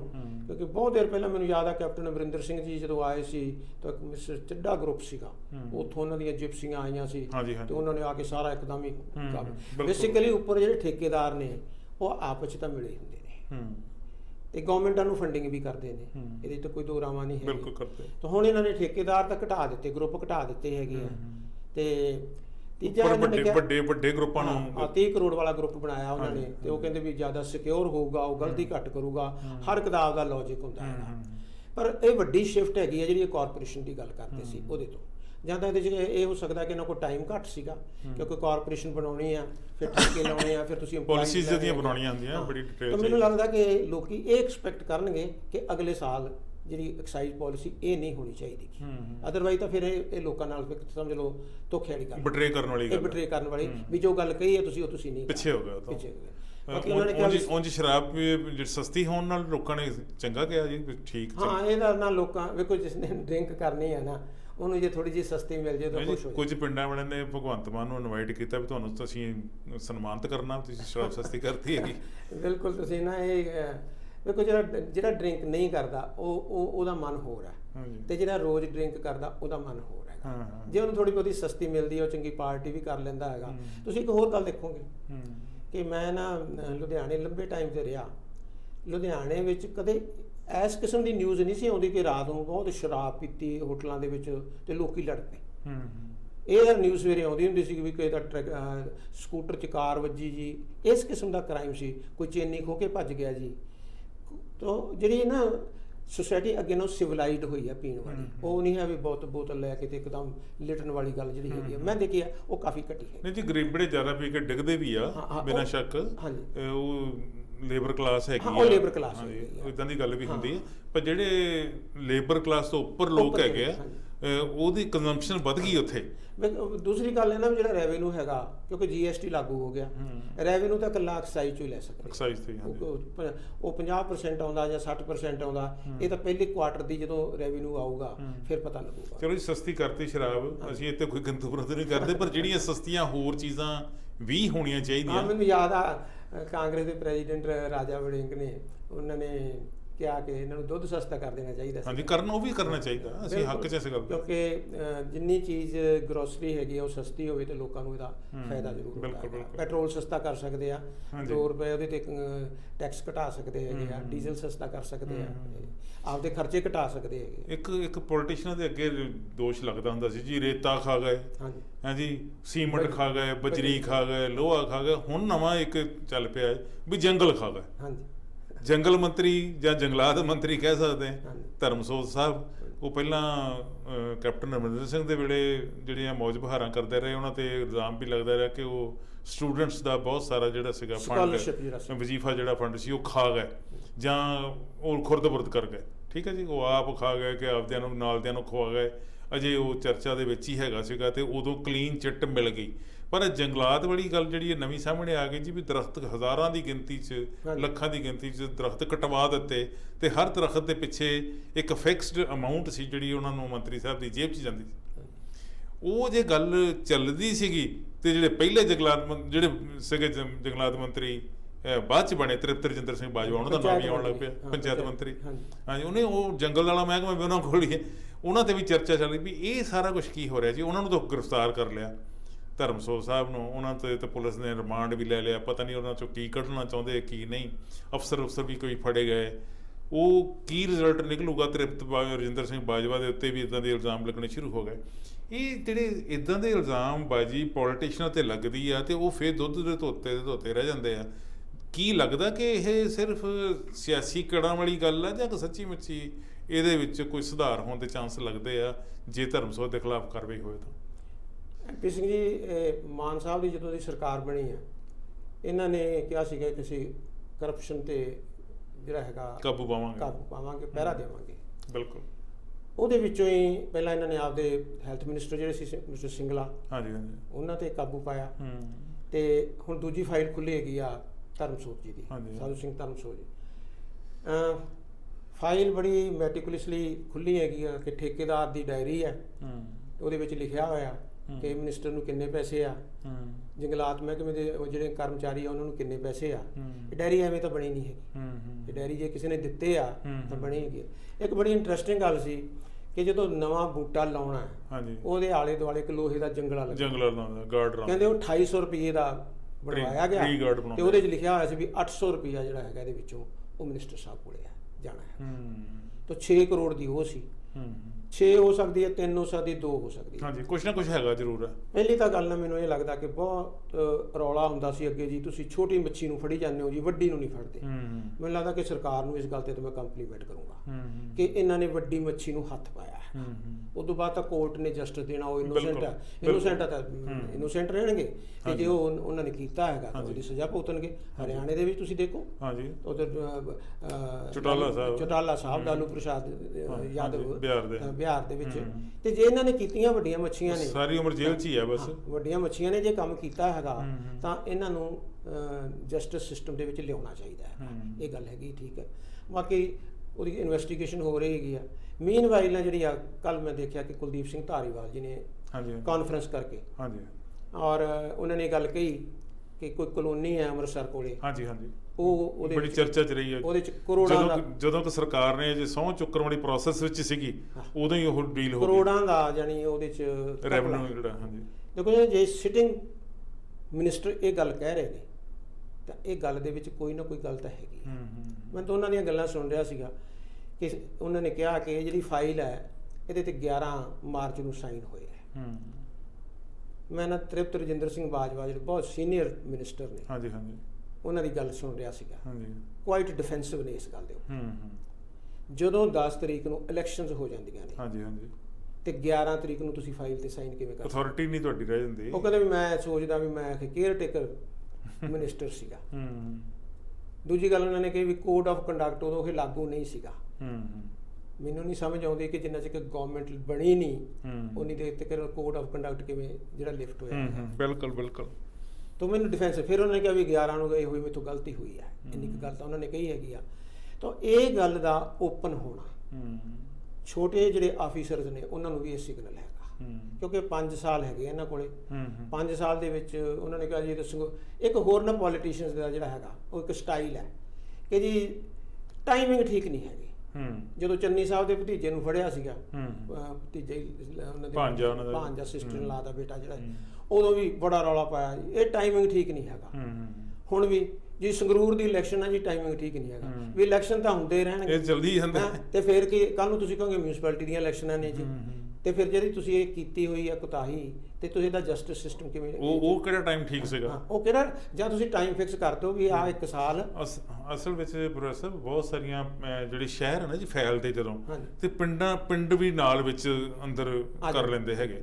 ਇਹ ਪਿੰਡਾਂ ਦੀਆਂ ਜ਼ਮੀਨਾਂ, ਪਿੰਡ ਉਹ ਵੀ ਪਿੰਡ ਦੀ ਜ਼ਮੀਨ ਹੈ ਜਿਹੜੀ ਸ਼ਹਿਰ ਦੇ ਬਿਲਕੁਲ ਨਾਲ ਅਡਜਰਨਡ ਨਾਲ ਨਿਆਈ, ਜਿੱਦਾਂ ਆਪਾਂ ਕਹਿੰਦੇ ਨਿਆਈ 'ਚ ਜ਼ਮੀਨ ਹੈਗੀ, ਤੇ ਉਹ ਜ਼ਮੀਨ ਬਹੁਤ ਮਹਿੰਗੀ ਸੀਗੀ। ਇੱਦਾਂ ਹੀ ਮਹਿੰਗੀਆਂ ਹੀ ਹੁੰਦੀਆਂ। ਜੇ ਹੁਣ ਮੁਹਾਲੀ ਦੀ ਗੱਲ ਹੈ, ਜੀਰਕਪੁਰ ਦੀ ਗੱਲ ਹੈ, ਖਰੜ ਦੀ ਗੱਲ ਹੈ, ਜ਼ਮੀਨਾਂ ਮਹਿੰਗੀਆਂ ਹੀ, ਔਰ ਕਮਰਸ਼ੀਅਲ ਸਟੇਟਸ ਉਹਨਾਂ ਦਾ ਹੋ ਜਾਂਦਾ। ਉਹ ਐਗਰੀਕਲਚਰ ਤੋਂ ਬਾਅਦ ਉਹਨੂੰ ਕਮਰਸ਼ੀਅਲ ਸਟੇਟਸ ਮਿਲ ਜਾਂਦਾ ਹੈਗਾ, ਔਰ ਉਹ ਸਟੇਟਸ ਜਿਹੜਾ ਕਮਰਸ਼ੀਅਲ ਮਿਲਦਾ ਤਾਂ ਉਦੋਂ ਦੀ ਕੀਮਤ ਬਹੁਤ ਵੱਧ ਜਾਂਦੀ। ਠੀਕ ਹੈ ਜੀ, ਔਰ ਉਹ ਕੀਮਤ ਘੱਟ ਦੇ ਉੱਤੇ ਵੇਚਿਆ, ਰਾਤੋਂ ਰਾਤ ਵੇਚਣ ਵਾਲੀ ਗੱਲ ਹੀ ਕੀਤੀ। ਨਾਲ ਇਹ ਗੱਲ ਕਹਿ ਦਿੱਤੀ ਜੀ ਹਾਈ ਪਾਵਰਡ ਕਮੇਟੀ ਹੈ ਜੀ, ਉਹਨਾਂ ਨੇ ਇਹਦਾ ਰੇਟ ਫਿਕਸ ਕੀਤਾ ਹੈਗਾ ਜੀ। ਮਿਨਿਸਟਰ ਦੀ ਤਾਂ ਰਿਸਪੌਂਸਿਬਿਲਟੀ ਹੈ। ਹਾਂਜੀ ਬਿਲਕੁਲ ਬਿਲਕੁਲ। ਜੇ ਕਮੇਟੀ ਗਲਤ ਵੀ ਕਰਦੀ ਹੈ ਤਾਂ ਤੁਸੀਂ ਆਪ ਧਿਆਨ ਰੱਖਣਾ ਹੈਗਾ। ਵਧੀਆ ਇੱਕ ਕਿ ਜੇਕਰ ਪੰਜਾਬ ਵਿੱਚੋਂ ਇਹ ਕਲਚਰ ਜਿਹੜਾ ਕਰਪਸ਼ਨ ਦਾ, ਮਾਫੀਏ ਦਾ ਖਤਮ ਹੁੰਦਾ ਹੈਗਾ ਤਾਂ ਦਿਸ ਇਜ਼ ਗੁੱਡ। ਇਹਦਾ ਸਵਾਗਤ ਕਰਨਾ ਚਾਹੀਦਾ ਜੀ। ਉਂਝ ਇਹ ਵੀ ਗੱਲ ਨਾਲ ਆ ਕਿ ਜੇ ਇਦਾਂ ਦੀ ਗੱਲ ਕਾਂਗਰਸੀ ਮੰਤਰੀਆਂ ਦੇ ਗੱਲ ਆਉਂਦੀ ਆ ਕਿ ਉਹ ਪੁਰਾਣੇ ਮੰਤਰੀ ਜਿਹੜੇ ਆ ਉਹ ਕਰਪਟ ਰਹੇ ਆ, ਤੇ ਕਾਂਗਰਸ ਪਾਰਟੀ ਨੇ ਇੱਕ ਉਹਨਾਂ ਦੇ ਐਮਐਲਏ ਜਾਂ ਪਿਛਲੇ ਪੁਰਾਣੇ ਐਮਐਲਏ ਉਹ ਰਲ ਮਿਲ ਕੇ ਮੁੱਖ ਮੰਤਰੀ ਸਾਹਿਬ ਨੂੰ ਮਿਲਣ ਗਏ ਜੀ। ਉਹ ਇਜਾਜ਼ਤ ਲੈ ਕੇ ਗਏ ਹੋਣਗੇ, ਟਾਈਮ ਲੈ ਕੇ ਗਏ ਹੋਣਗੇ। ਮੁੱਖ ਮੰਤਰੀ ਸਾਹਿਬ ਨੇ ਘਰ ਬੁਲਾ ਕੇ ਉਹਨਾਂ ਨਾਲ ਮੁਲਾਕਾਤ ਕਰਨ ਤੋਂ ਨਾ ਕਰਤੀ। ਪਤਾ ਨਹੀਂ ਉਹ ਆਪ ਘਰ ਸੀਗੇ ਕਿ ਨਹੀਂ ਸੀਗੇ ਉਸ ਟਾਈਮ ਤੇ ਹੁਣ ਉਹਨਾਂ ਨੇ ਕਾਂਗਰਸ ਪ੍ਰੈਜ਼ੀਡੈਂਟ ਨੇ ਪ੍ਰਤਾਪ ਸਿੰਘ ਬਾਜਵਾ ਨੇ ਕਹਿ ਦਿੱਤਾ ਕਿ ਆਉਣ ਵਾਲੇ ਸਮੇਂ ਦੇ ਵਿੱਚ ਅਸੀਂ ਭਗਵੰਤ ਮਾਨ ਸਾਨੂੰ ਸੱਦੇ ਅਸੀਂ ਤਾਂ ਵੀ ਨਹੀਂ ਜਾਣਾ। ਇਹ ਕੀ ਹੈ ਜੀ ਸਾਰਾ ਕੁਝ? ਬੇਸਿਕਲੀ ਨਾ ਇਹ ਕਨਫਰੰਟੇਸ਼ਨ ਦੀ ਜਿਹੜੀ ਪਾਲਿਸੀ ਹੁੰਦੀ ਹੈਗੀ ਆ, ਇਹ ਡੈਮੋਕ੍ਰੇਸੀ ਵਿੱਚ ਬੜੀ ਵਧੀਆ ਨਹੀਂ ਹੁੰਦੀ at the level of the chief minister. ਹੁੰਦੀ ਰਹਿੰਦੀ, ਹਾਂ ਇਹ ਹੁੰਦੀ ਰਹਿੰਦੀ at the level of the chief minister ਤੇ at the level of the opposition, ਕਿਉਂਕਿ ਆਪੋਜੀਸ਼ਨ ਪਾਰਟੀ ਕਾਂਗਰਸ ਜਿਹੜੀ ਹੈਗੀ ਆ ਇਸ ਟਾਈਮ ਹੈਗੀ ਆ। ਜੇ ਉਹ ਗਏ ਸੀਗੇ ਸ਼ਿਸ਼ਟਾਚਾਰ ਦੇ ਐਂਗਲ ਤੋਂ ਮੈਂ ਗੱਲ ਕਹਿਣਾ, ਇਹ ਡਿਮਾਂਡ ਕਰਦਾ ਕਿ ਉਹਨਾਂ ਨੂੰ ਮਿਲ ਲੈਣਾ ਚਾਹੀਦਾ ਸੀ ਚੀਫ ਮਿਨਿਸਟਰ ਨੂੰ। ਉਹਨਾਂ ਨੇ ਮੈਮੋਰੈਂਡਮ ਦੇਣਾ ਸੀ, ਮੈਮੋਰੈਂਡਮ, ਕਿਉਂਕਿ ਨਾ ਇੱਥੇ ਥੋੜ੍ਹੀਆਂ ਜਿਹੀਆਂ ਈਗੋਜ਼ ਫਸ ਜਾਂਦੀਆਂ ਨੇ। ਚੀਫ ਮਿਨਿਸਟਰ ਨੂੰ ਐਡਵਾਈਸ ਕਰਨ ਵਾਲੇ ਹੋਰ ਆਫੀਸਰ ਹੁੰਦੇ ਨੇ, ਤੇ ਆਪੋਜੀਸ਼ਨ ਦੇ ਹੱਥ ਤਾਂ ਕੁਝ ਹੁੰਦਾ ਨਹੀਂਗਾ। ਉਹ ਤਾਂ ਇਹੀ ਗੱਲ ਕਹਿ ਸਕਦੇ ਅਸੀਂ ਬਾਈਕਾਟ ਕਰਾਂਗੇ, ਤਾਂ ਉਹਨਾਂ ਨੇ ਬਾਈਕਾਟ ਕਰ ਦਿੱਤਾ ਹੈਗਾ। ਪਰ this is not a good message, ਕਿਉਂਕਿ ਹੁਣ ਵਿਧਾਨ ਸਭਾ ਦਾ ਸੈਸ਼ਨ ਹੈ, ਉੱਥੇ ਇੱਕ ਦੂਸਰੇ ਨਾਲ ਹੱਥ ਨਹੀਂ ਮਿਲਾਉਣਗੇ ਇੱਕ ਦੂਸਰੇ ਤੋਂ। ਜਿਹੜੀ ਡਿਬੇਟ ਦਾ ਲੈਵਲ ਹੈਗਾ ਨਾ ਸਿਵਲਾਈਜ਼ਡ, ਉਹਦੇ ਤੇ ਇਫੈਕਟ ਹੁੰਦਾ ਇਸ ਗੱਲ। ਬਿਲਕੁਲ ਹੁੰਦਾ। ਤਾਂ ਤੁਸੀਂ ਡਿਫਰੈਂਸ ਆਫ ਓਪੀਨੀਅਨ ਜਿੰਨਾ ਮਰਜ਼ੀ ਰੱਖ ਲਓ, ਮੈਨੂੰ ਲੱਗਦਾ ਜੇ ਸਰਦਾਰ ਪ੍ਰਕਾਸ਼ ਸਿੰਘ ਬਾਦਲ ਹੁੰਦੇ ਉਹਨਾਂ ਨੇ ਸ਼ਾਇਦ ਕਹਿਣਾ ਵੀ ਚੰਗਾ ਆ ਜਾਓ ਹੁੰਦੇ ਕਿ ਚਾਹ ਚੂ ਪੀ ਲਓ। ਹਾਂਜੀ ਹਾਂਜੀ, ਕਿਉਂਕਿ ਕੰਮ ਤਾਂ ਉਹਨਾਂ ਨੇ ਵੀ ਨਹੀਂ ਸੀ ਕਰਨਾ, ਕੰਮ ਨਹੀਂ ਸੀ ਕਰਨਾ, ਗੱਲ ਵੀ ਨਹੀਂ ਸੁਣਨੀ ਸੀ, ਚਾਹ ਪਿਲਾ ਕੇ ਤੋੜ ਦੇਣਾ। ਅੰਦਰ ਆ ਕੇ ਤੁਸੀਂ ਚਾਹ ਚੂ ਪਿਲਾਓ ਇਹਨਾਂ ਨੂੰ, ਤੇ ਠੀਕ ਹੈ ਆਪਾਂ ਗੱਲ ਕਰਦੇ ਹਾਂ ਤੁਹਾਡੀ ਗੱਲ। ਇਹ ਆਪਦਾ ਇੱਕ ਸਟਾਈਲ ਹੁੰਦਾ ਨਾ। ਉਹ ਇਹੀ ਕਹਿ ਸਕਦੇ ਸੀ ਯਾਰ ਉਹ ਮੁੰਡਿਓ ਤੁਸੀਂ ਪਹਿਲੀ ਵਾਰੀ ਆਏ ਮੇਰੇ ਘਰ, ਚਾਹ ਪੀਓ, ਗੱਲਾਂ ਤਾਂ ਹੁੰਦੀਆਂ ਰਹਿੰਦੀਆਂ। ਮੈਨੂੰ ਲੱਗਦਾ ਕਿ ਚੀਫ ਮਿਨਿਸਟਰ ਸਰਦਾਰ ਭਗਵੰਤ ਸਿੰਘ ਮਾਨ ਨੂੰ ਇਹਦੇ ਤੇ ਵੱਡਾ ਦਿਲ ਦਿਖਾਉਣਾ ਚਾਹੀਦਾ ਸੀਗਾ ਕਿ ਆਪੋਜੀਸ਼ਨ ਹੈ, ਉਹ ਕਿਹੜਾ ਕੋਈ ਦੁਸ਼ਮਣ ਤਾਂ ਹੈ ਨਹੀਂ, ਦੁਸ਼ਮਣ ਨਹੀਂ ਹੈਗੇ। ਤੇ ਕੱਲ ਨੂੰ ਤੁਸੀਂ ਅਸੈਂਬਲੀ 'ਚ ਇਕੱਠੇ ਬੈਠਣਾ, ਉੱਥੇ ਇਕੱਠੇ ਬੈਠਣਾ, ਬਹੁਤ ਸਾਰੇ ਕੰਮ ਇਕੱਠੇ ਕਰਨੇ। ਹੁਣ ਕੀ ਹੋਊਗਾ ਕਿ 5 ਦਿਨ ਦਾ ਅਸੈਂਬਲੀ ਆ, ਇੱਕ ਦਿਨ ਤਾਂ ਇਸ ਗੱਲ 'ਚ ਰੌਲਾ ਪਾ ਦੇਣਗੇ ਵੀ ਸਾਨੂੰ ਅੰਦਰ ਨਹੀਂ ਵੜਨ ਦਿੱਤਾ, ਫਿਰ ਉਹ ਬਾਈਕਾਟ ਕੇ ਬਾਹਰ ਨਿਕਲ ਜਾਣਗੇ। ਹਾਂਜੀ ਹਾਂਜੀ, ਜਿਹੜੇ ਲੋਕਾਂ ਦੇ ਮੁੱਦੇ ਆ ਉੱਥੇ ਡਿਸਕਸ ਉਹ ਰੁੱਲ ਜਾਣਗੇ। ਮੈਂ ਕਹਿੰਦਾ ਇਹਦੇ ਨਾਲ ਡੈਮੋਕ੍ਰੇਸੀ ਕਮਜ਼ੋਰ ਹੁੰਦੀ ਆ। ਬਿਲਕੁਲ, ਇਹ ਜਿਹੜੀਆਂ ਆਪਸ ਦੀਆਂ ਜਿਹਨੂੰ ਕਹਿੰਦੇ ਈਗੋਜ਼ ਨੇ, ਇਹ ਡੈਮੋਕ੍ਰੇਸੀ ਵਿੱਚ ਨਹੀਂ ਹੋਣੀਆਂ ਚਾਹੀਦੀਆਂ। ਗੱਲਬਾਤ ਨੂੰ, ਡਾਇਲਾਗ ਨੂੰ ਕੰਟੀਨਿਊ ਰੱਖਣਾ ਚਾਹੀਦਾ। ਬਿਲਕੁਲ। ਇੱਕ ਹੋਰ ਖਬਰ ਜਿਹੜੀ ਮੈਂ ਤੁਹਾਡੇ ਨਾਲ ਸਾਂਝੀ ਕਰਨੀ ਚਾਹੁੰਦਾ ਜੀ, ਉਹ ਭਾਰਤ ਦੇ ਰਾਸ਼ਟਰਪਤੀ ਸਾਹਿਬ ਬਾਰੇ। ਰਾਸ਼ਟਰਪਤੀ ਦੀ ਇਲੈਕਸ਼ਨ ਜਿਹੜੀ ਆ ਉਹ ਡਿਊ ਹੋ ਗਈ। ਹਾਂਜੀ। ਰਾਜ ਸਭਾ ਦੀਆਂ ਇਲੈਕਸ਼ਨਾਂ ਆਲਮੋਸਟ ਮੁਕੰਮਲ ਹੋ ਗਈਆਂ। ਉਹ ਵਿੱਚ ਵੀ ਕੰਟਰੋਵਰਸੀ ਵੀ ਇੱਕ ਜਿਹੜੀ ਕ੍ਰਾਸ ਵੋਟਿੰਗ ਹੋਈ, ਇੱਕ ਬੰਦਾ ਕਾਂਗਰਸ ਨੇ ਕੱਢਤਾ, ਇੱਕ BJP ਨੇ ਕੱਢਤਾ, ਇੱਦਾਂ ਦੀਆਂ ਗੱਲਾਂ ਹੋਈਆਂ। ਚਲੋ ਮੈਂ ਉਹ ਨਹੀਂ ਗੱਲ ਕਰ ਰਿਹਾ ਕਿ ਰਾਸ਼ਟਰਪਤੀ ਸਾਹਿਬ ਦੀ ਚੋਣ ਹੋਣੀ ਜਾਂ ਕਿੱਦਾਂ, ਉਹ ਅਜੇ ਟਾਈਮ ਹੈਗਾ, ਫਿਰ ਆਪਾਂ ਗੱਲ ਕਰਾਂਗੇ। ਪਰ ਰਾਸ਼ਟਰਪਤੀ ਭਵਨ ਬਾਰੇ ਮੈਂ ਗੱਲ ਕਰਨੀ ਚਾਹੁੰਦਾ ਜੀ। ਮੈਂ ਇੱਕ ਪ੍ਰੋਗਰਾਮ ਵਿੱਚ ਪਹਿਲਾਂ ਵੀ ਗੱਲ ਕੀਤੀ ਹੈ, ਜ਼ਿਕਰ ਕੀਤਾ ਹੈਗਾ। ਰਾਸ਼ਟਰਪਤੀ ਭਵਨ ਦੇ ਵਿੱਚ ਜਿਹੜੀ ਜੀ ਕਹਿੰਦੇ ਬਿਜਲੀ ਵਰਤ ਹੋ ਰਹੀ ਆ, ਉਹਦਾ ਬਿੱਲ ਕਰੋੜਾਂ 'ਚ ਮਹੀਨੇ ਦਾ। ਇੰਨਾ ਵੈਸੇ ਬਿਜਲੀ ਦਾ ਬਿੱਲ ਜਿਹੜਾ ਹੈਗਾ ਇਹ ਲੋਕਾਂ ਦੇ ਟੈਕਸ ਪੇਅਰਸ ਦੇ ਉੱਤੇ ਸਿੱਧਾ ਸਿੱਧਾ ਭਾਰ ਆ। ਮੈਂ ਨਹੀਂ ਕਹਿੰਦਾ ਕਿ ਰਾਸ਼ਟਰਪਤੀ ਭਵਨ ਦੇ ਵਿੱਚ ਬਿਜਲੀ ਨਹੀਂ ਜਗਣੀ ਚਾਹੀਦੀ, ਉੱਥੇ ਲਾਈਟ ਜਗਣੀ ਚਾਹੀਦੀ, ਵਧੀਆ ਲਾਈਟ ਜਗਣੀ ਚਾਹੀਦੀ ਆ। ਰਾਸ਼ਟਰਪਤੀ ਆ, ਦੇਸ਼ ਦਾ ਫਸਟ ਜਿਹੜਾ ਵਾ ਉਹ ਸਿਟੀਜ਼ਨ ਆ, ਉਹਦੀ ਰਿਹਾਇਸ਼ ਖੂਬਸੂਰਤ ਹੀ ਹੋਣੀ ਚਾਹੀਦੀ ਹੈ। ਪਰ ਇੰਨੀ ਖੂਬਸੂਰਤ ਵੀ ਨਹੀਂ ਕਿ ਜਿਹੜਾ ਇੱਕ ਦਿਨ ਦਾ ਹੀ ਜਿਹੜਾ ਬਿਜਲੀ ਦਾ ਖਰਚਾ ਹੈਗਾ ਜੀ 4.25 ਲੱਖ ਰੁਪਈਆ, 1 ਕਰੋੜ 15 ਲੱਖ ਦਾ ਮਹੀਨੇ ਦਾ ਬਿਜਲੀ ਦਾ ਬਿੱਲ ਆਉਂਦਾ, ਜਿਹੜਾ ਭਾਰਤ ਸਰਕਾਰ ਰਾਸ਼ਟਰਪਤੀ ਭਵਨ ਦੀਆਂ ਲਾਈਟਾਂ ਜਗਾਉਣ ਦੇ ਲਈ, ਉਹਦੇ ਅੰਦਰ ਪੱਖੇ ਕੂਲਰ AC ਚਲਾਉਣ ਦੇ ਲਈ ਪੇ ਕਰਦੀ ਹੈ। ਇਹ ਟੈਕਸ ਪੇਅਰਸ ਦੀ ਇੰਨੀ ਜਿਹੜੀ ਇਨਕਮ ਆ ਜਾਂ ਇੰਨਾ ਟੈਕਸ ਪੇਅਰਸ ਦਾ ਪੈਸਾ ਇਸ ਤਰੀਕੇ ਨਾਲ ਰੋੜਿਆ ਜਾ ਰਿਹਾ, ਇਹਦੇ ਬਾਰੇ ਕੀ ਤੁਹਾਡਾ ਵਿਚਾਰ ਆ? ਤੁਸੀਂ ਬਿਲਕੁਲ ਨਾ ਇਹ ਐਸਾ ਇਸ਼ੂ ਰੇਜ਼ ਕੀਤਾ ਜਿਹੜਾ ਕਿ ਕਾਮਨ ਮੈਨ ਨਾਲ ਰਿਲੇਟਡ ਹੈ। ਜਿਹੜਾ ਤੁਸੀਂ ਟੈਕਸ ਪੇਅਰਸ ਮਨੀ ਦੀ ਗੱਲ ਕੀਤੀ ਹੈ, ਅਸੀਂ ਨਾ ਜਦੋਂ ਆਜ਼ਾਦੀ ਲਈ ਤੇ ਜਿਹੜੀ ਸਾਡੀ ਲੀਡਰਸ਼ਿਪ ਸੀ ਉਸ ਟਾਈਮ ਦੀ, ਉਹਨਾਂ ਦਾ ਮਾਈਂਡ ਨਾ ਕਲੋਨੀਅਲ ਸੀਗਾ। ਕਲੋਨੀਅਲ ਮਾਈਂਡ ਦੇ ਵਿੱਚ ਕੀ ਹੁੰਦਾ ਕਿ ਮੈਂ ਬਹੁਤ ਵੱਡਾ, ਦਿਖਾਵਾ ਕਰਨਾ, ਉਸ ਮੈਂ ਵੱਡੀ ਥਾਂ ਤੇ ਰਹੂੰਗਾ। ਤਾਂ ਉਸ ਕਿਸਮ ਦੇ ਨਾਲ ਹੀ ਸਾਡੇ ਇੰਸਟੀਟਿਊਸ਼ਨਸ ਬਣੇ ਨੇ, ਸਾਰੇ ਜਿੰਨੇ ਵੀ ਇੰਸਟੀਟਿਊਸ਼ਨਸ ਬਣੇ ਨੇ। ਤਾਂ ਉਸ ਮਾਈਂਡ ਸੈਟ ਦੇ ਵਿੱਚ ਇਹ ਖਰਚੇ ਵਧਣੇ ਸੀ। ਅਸੀਂ ਸ਼ੁਰੂ ਤੋਂ ਔਸਟੈਰਿਟੀ ਦੀ ਗੱਲ ਨਹੀਂ ਕੀਤੀ। ਜਿੰਨੇ ਇੰਸਟੀਟਿਊਸ਼ਨ ਬਣੇ ਉਹਨਾਂ ਦੇ ਉੱਪਰ ਬਹੁਤ ਖਰਚਾ ਕੀਤਾ, ਉਹਨਾਂ ਨੂੰ ਬਹੁਤ ਆਰਕੀਟੈਕਚਰਲ ਬਿਊਟੀ ਦਿੱਤੀ, ਪਰ ਉਦੋਂ ਇਹ ਨਹੀਂ ਸੀ ਸੋਚਿਆ ਵੀ ਸਾਡੇ ਲੋਕ ਭੁੱਖੇ ਵੀ ਮਰਦੇ ਹੋਣਗੇ, ਜਿਨ੍ਹਾਂ ਨੂੰ ਆਟੇ ਦੀ ਲੋੜ ਹੋਊਗੀ, ਜਿਨ੍ਹਾਂ ਨੂੰ ਰੋਟੀ ਦੀ ਲੋੜ ਹੋਊਗੀ, ਕਣਕ ਖੰਡ ਦੀ ਲੋੜ ਹੋਊਗੀ, ਚਾਹ ਪੱਤੀ ਦੀ ਲੋੜ ਹੋਊਗੀ, ਕਿ ਇੰਨੀ ਸਾਡੀ ਪਾਪੂਲੇਸ਼ਨ ਵਾਜੂ। ਇਹ ਮੈਨੂੰ ਲੱਗਦਾ ਕਿ ਇਸ ਵਿਜ਼ਨ ਦੇ ਵਿੱਚ, ਉਸ ਟਾਈਮ ਦੇ ਪੋਲੀਟੀਕਲ ਵਿਜ਼ਨ ਦੇ ਵਿੱਚ ਇੱਕ ਕਾਫੀ ਲੈਕਿੰਗ ਸੀ ਇਸ ਗੱਲ ਦੀ। ਅਗਰ ਇਹ ਸੋਚਦੇ ਤਾਂ ਸ਼ਾਇਦ ਨਾ ਤਾਂ ਐਡੇ ਵੱਡੇ ਮੀਨਾਰ ਖੜੇ ਕਰਨ ਦੀ ਜ਼ਰੂਰਤ ਪੈਣੀ ਸੀਗੀ। ਮੈਂ ਤੁਹਾਨੂੰ ਇਹ ਤੁਸੀਂ ਰਾਸ਼ਟਰਪਤੀ ਭਵਨ ਦੀ ਗੱਲ ਕੀਤੀ, ਮੈਂ ਨਾ ਯੂਨੀਵਰਸਿਟੀ ਦੀ ਗੱਲ ਕਰਦਾ, ਕਿਉਂਕਿ ਮੈਂ ਯੂਨੀਵਰਸਿਟੀ ਅਕਸਰ ਜਾਂਦਾ ਸੀ। ਮੈਂ ਪੰਜਾਬੀ ਯੂਨੀਵਰਸਿਟੀ 'ਚ ਵੀ ਰਿਹਾ ਅਤੇ ਜਾਂਦਾ ਰਿਹਾ ਹੈਗਾ। ਪੰਜਾਬ ਯੂਨੀਵਰਸਿਟੀ 'ਚ ਵੀ ਸੈਨੇਟ ਹਾਲ ਨੇ, 24 ਘੰਟੇ AC ਚੱਲਦਾ, ਭਾਵੇਂ ਉੱਥੇ ਬੈਠਾ, ਭਾਵੇਂ ਉੱਥੇ ਚਾਹੇ ਤੂੰ ਬੈਠਾ ਕਿ ਨਹੀਂ ਬੈਠਾ। ਮੈਂ ਇੱਕ ਮੀਟਿੰਗ ਦੇ ਵਿੱਚ ਜਾਣਾ ਸੀਗਾ, ਸ਼ਾਮ ਨੂੰ 5 ਵਜੇ ਮੀਟਿੰਗ ਹੋਈ ਅਤੇ ਅਸੀਂ 4 ਬੰਦੇ ਉਸ ਮੀਟਿੰਗ ਦੇ ਵਿੱਚ ਸੀ। ਮੈਂ ਡੀਨ ਕਾਲਜ ਡਿਵੈਲਪਮੈਂਟ ਕੌਂਸਲ ਦੇ ਨਾਲ ਮੈਂਬਰ ਸੀਗਾ। ਅਤੇ ਮੈਨੂੰ ਉੱਥੇ ਯਾਨੀ ਕਈ ਸਾਲ ਪਹਿਲਾਂ ਇਹ ਜਿਹੜੀ ਗੱਲ ਤੁਸੀਂ ਅੱਜ ਕਹਿ ਰਹੇ ਹੋ, ਮੈਨੂੰ ਉਦੋਂ ਮਹਿਸੂਸ ਹੋਈ ਵੀ ਇਸ ਟਾਈਮ ਨਾ ਯੂਨੀਵਰਸਿਟੀ ਜਿਹੜੀ ਹੈਗੀ ਆ, ਇਹਨਾਂ ਕੋਲੇ ਫਾਈਨੈਂਸ਼ੀਅਲ ਕਰੰਚ ਹੈ, ਤੇ ਆਹ AC ਇੱਥੇ ਚੱਲ ਰਿਹਾ, ਇੰਪਲਾਈਜ਼ ਨੂੰ ਤਨਖਾਹ ਨਹੀਂ ਦਿੱਤੀ ਜਾ ਰਹੀ, ਇੰਪਲਾਈਜ਼ ਨੂੰ ਤਨਖਾਹ ਨਹੀਂ ਦਿੱਤੀ ਜਾ ਰਹੀ, ਅਤੇ ਇੱਥੇ ਇਹ 24 ਘੰਟੇ ਚੱਲੀ ਜਾਂਦਾ। ਇਸੇ ਤਰ੍ਹਾਂ ਹਰ ਬਿਲਡਿੰਗ ਦੇ ਵਿੱਚ AC ਚੱਲੀ ਜਾਂਦੇ ਨੇ, ਹਰ ਬਿਲਡਿੰਗ ਦੇ ਵਿੱਚ, ਚਾਹੇ ਉਹ ਯੂਨੀਵਰਸਿਟੀ ਦੀ ਲਾ ਲਓ, ਚਾਹੇ ਉਹ ਕਿਸੇ ਕਾਰਪੋਰੇਸ਼ਨ ਦੀ ਲਾ ਲਓ, ਉੱਥੇ ਆਫੀਸਰ ਹੈਗਾ ਕਿ ਨਹੀਂ ਹੈਗਾ।